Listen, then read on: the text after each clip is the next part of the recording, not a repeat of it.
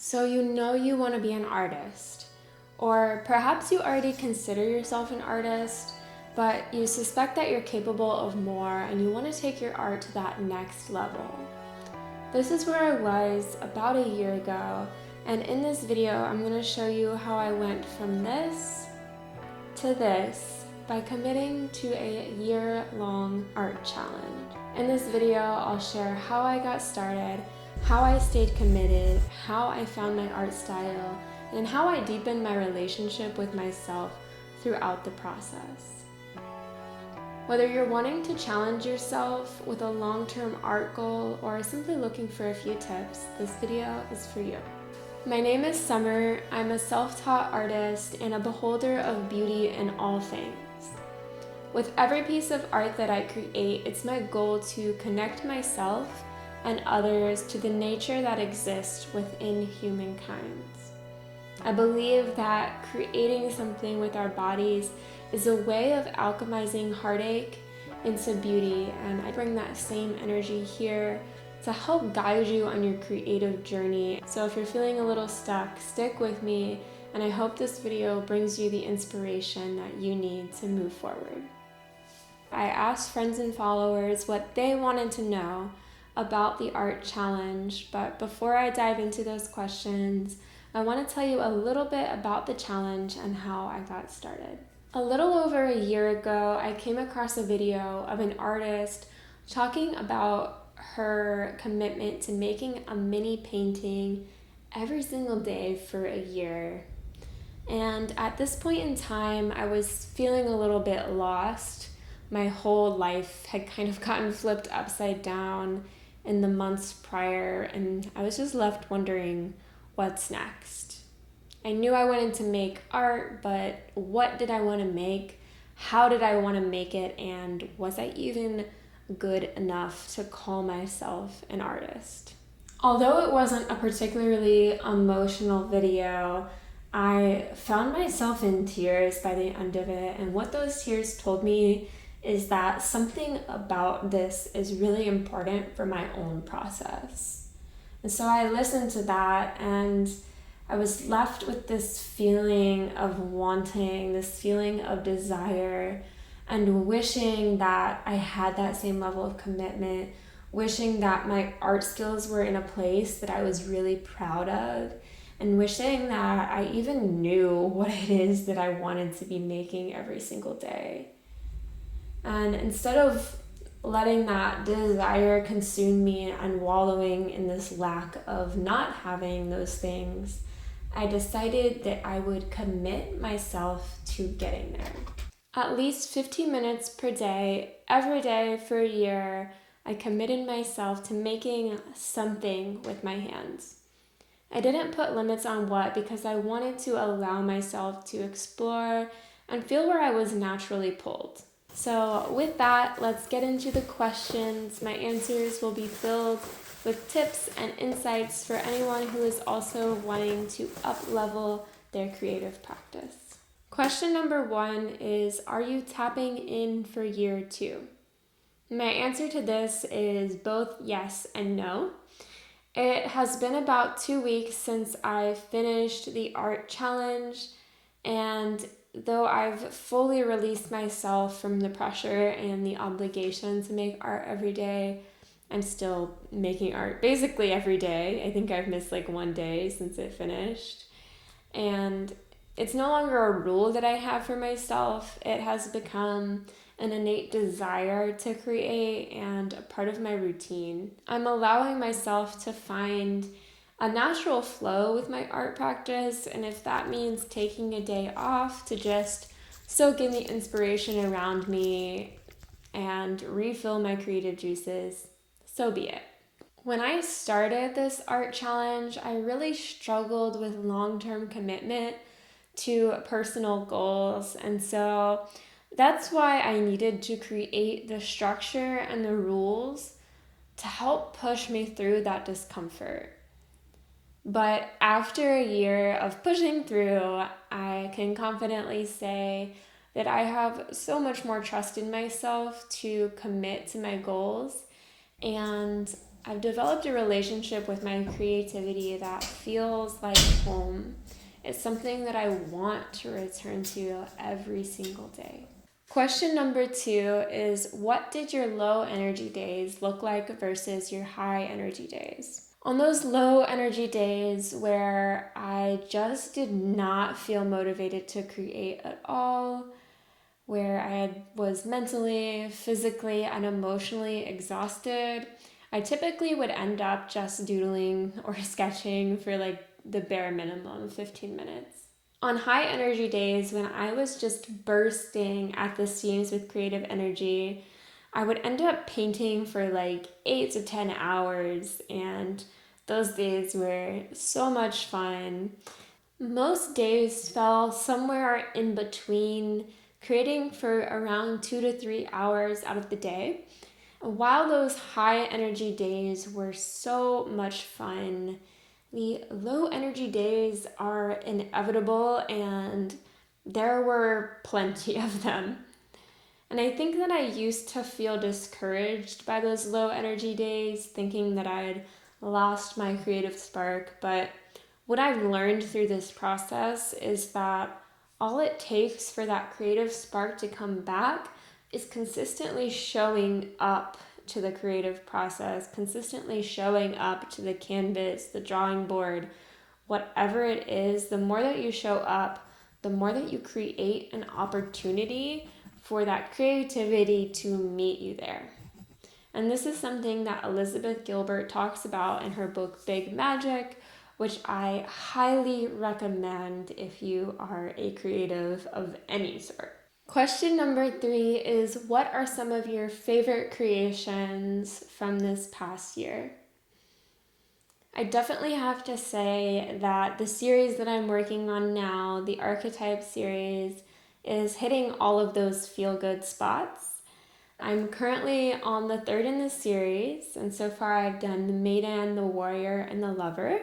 And I'll leave some links down in the description below if you want to see the process of those. This has been an amazing opportunity for me to explore multiple aspects of my personality, and also to really dive deep into the oil painting process and practice some things that I wanted to work on, like figures and faces. I also really love this one of me and my partner. I was learning about painting portraits and experimenting with value, and I was pleasantly surprised by how it turned out. I thought that I was going to struggle a lot more, but it just happened really quickly, and I think it's a beautiful representation of our love. I also really loved this one titled The Lost Tribe of Appalachia, and this one is going to be in an exhibit next month in Florida. And with this one, I really feel like it just came from a deep place in my soul, and I'm so happy with how it turned out, and I'm happy that I was able to allow myself to just open and let this painting evolve. Question number 4 is, what are some of your least favorite creations? So this is a little bit embarrassing, but here goes. These are reflections of some of those days that I just was not feeling it. Yeah. Anyways, moving on. Question number 5 is, what did you learn? I learned so much. I learned a lot of technical skills, and I also learned a lot about myself. As far as technical skills go, I learned how to paint with oils. I learned how to mix natural earth pigments. I learned how to better paint faces and figures and flowers and so many other things. I also learned more about color theory, and I relearned Adobe Illustrator. I learned how to make product labels, literally so many things. And on a personal level, I learned a lot about what motivates me. I learned what I like and what I don't like in the creative process. And all of these little learnings added up to the development of a personal art style, which is something that I really wanted to hone in on at the beginning of this challenge. With the archetype series in particular, I am learning a lot about myself. I'm learning how I embody all of these different feminine archetypes and how I can call upon these energies when I need them in my life.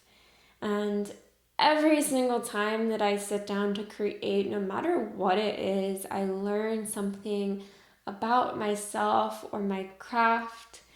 And it's so amazing. And also, some days it's just really, really hard. There are some days that I would just resist meeting myself there. I just did not want to have to do that inner work. And I would say that this has been the most difficult part of the entire challenge. It's just having to step up and meet myself and see myself in an intimate way every single day. Because the canvas is like a mirror reflecting back to me all of my subconscious thoughts, feelings, projections, insecurities, and that's not always easy. I could make an entire video just about this topic, so if that's something that you're interested in, leave me a comment down below, just letting me know that you would like to explore the relationship between creativity and the inner self a little bit deeper, and I can definitely do a deep dive into that topic. In summary, though, there is no shortage of things to learn through the creative process. Question number 6, do you have any tips to start? Yes, I do. If this sort of lengthy challenge is something that is calling to you, I would encourage you to know your why and to create a plan. If you're going to show up to something, anything, for an entire year, every single day, you have to know why you're doing that. And once you know why you're doing it, creating a realistic plan to achieve that goal is absolutely pivotal. Here's a list of questions I would urge you to ask yourself before you commit. What is motivating me to begin this challenge? How likely is it that these things will still motivate me 6 months from now? What do I hope to accomplish by the end of this? How much time am I willing to commit to this practice daily? What about weekly or monthly? Are the numbers above realistic considering my other commitments and responsibilities? Is there anything I'm willing to let go of in order to create space for my creativity? What kinds of art would I like to focus on creating? Use these questions to help steer yourself in the right direction. Everyone's circumstances and goals will be unique, so what worked for me may not work for you. It's up to you to do the self-reflection necessary to get started. And as far as tips for getting started on a daily basis goes, I would recommend just trying to take the pressure off. Like literally just sit in front of a blank piece of paper and tell yourself, it's okay if this sucks. I don't have to show anyone, but I'm willing to try for the sake of my own growth. And if it does suck, at least I'll know what not to do next time. Question number 7, and my last question, is what motivated you? So this is my why. And as I mentioned at the beginning of this video, I was initially inspired to start this challenge by hearing someone else's story of their year-long art journey. And I cannot for the life of me find this video, but whoever it was, thank you. I appreciate you, and I hope that I can pass the torch on, inspiring someone else to take that next step towards their long-term goals. When I began this challenge early in 2022, I was at a place in my creative journey where I knew I was an artist. I had even organized a sold-out immersive art show. I painted, I illustrated, I made sculptures, and I had about 1,000 ideas of where I could take my art practice, but despite all of that, I felt a little lost. My life had been flipped upside down by circumstances, and with the joy and the rush of the immersive art show gone, my life was just kind of in flux. I felt somewhat paralyzed by indecision. What's next, I thought. I knew I wanted to make art, but what did I want to make? And what did I feel I could commit to? Without knowing what it is that I really wanted to create, I decided to commit myself to figuring it out. And that's why I didn't limit myself to one particular medium. I do think that if you know what your thing is and you can commit to one medium, you will allow yourself to excel really rapidly within that. But for me, it seemed the best thing I could do was leave it open and allow myself to discover what my natural inclinations are. Another thing that motivated me was this story I was buying into that I'm really bad at long-term commitments. I noticed that I had a tendency to abandon projects and creative goals once they started to get really challenging or they started to make me feel insecure. I just didn't want to go there. But as I mentioned in a previous video of mine, sometimes when it comes to our beliefs, we really just have to prove to ourselves what we're capable of. And with this challenge, I was really determined to prove to myself that I could stick to long-term commitments. I was determined to prove to myself that I could self-motivate the whole way through. And now I can confidently say that I have no problem sticking to long-term commitments so long as I know my purpose and intention behind it and I create a realistic plan that will help get me there. The last motivator that I'll mention is my desire for growth. I mentioned it earlier, but I'll say it again because it's so important. Every single time I sat down to create, I learned something. At the beginning of this challenge, I had a big desire to make pieces of art that I was really proud of. And I wanted less frustration in the process of getting from the idea in my mind to the finished piece. And that meant that I was going to have to up-level my art skills a lot. If you have made it this far in the video, thank you so much for watching. You are so capable of accomplishing anything that you set your mind and your heart to. After a year of making art every day, I feel so much more confident in my abilities, and I'm so proud of myself for being able to stick with it. It's been an incredible and a very challenging year of growth. Through this process, I've allowed myself to experiment with all different kinds of mediums and styles, and I found what resonates most with me at this point in my life. I have fallen deeply in love with oil painting, and I'm so excited to continue with the archetype series and to see what comes even after that. Through this process, I made over 37 illustrations, 24 new paintings, 12 little clay thingamabobs, 9 patterns, 8 product labels, 6 videos, 3 sand sculptures, 2 costumes, and a plethora of sketches, doodles, and unfinished projects. My love for the creative process has deepened and grown exponentially, and my relationship with creativity has developed a solid foundation built upon trust and dedication. And since I answered all of your questions, I want to leave you with a question. What are you willing to dedicate a year of your life to? Big or small, let me know in the comments.